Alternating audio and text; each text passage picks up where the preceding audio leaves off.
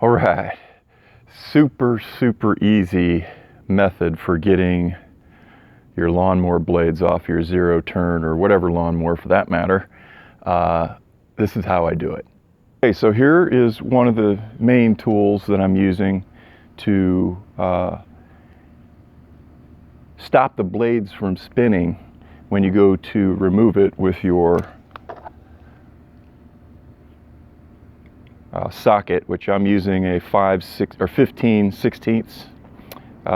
So it's just under an inch, and that fits on mine. I got a Mustang 42-inch, and here's what I use for the breaker bar.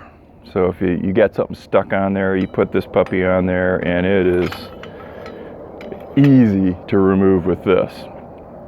I love this setup. Okay. So you can see just by looking at what I did here, there's a block of wood, and the wood is cut off. It's a 4x4 and it's cut to about 3.5 inches in my case.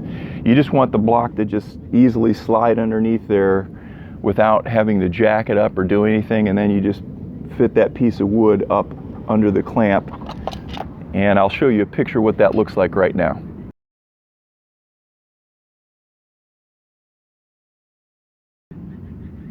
All right, we're back. That's all there is to it. I think that picture's worth 1,000 words there, and I'll leave it at that. Thank you for watching.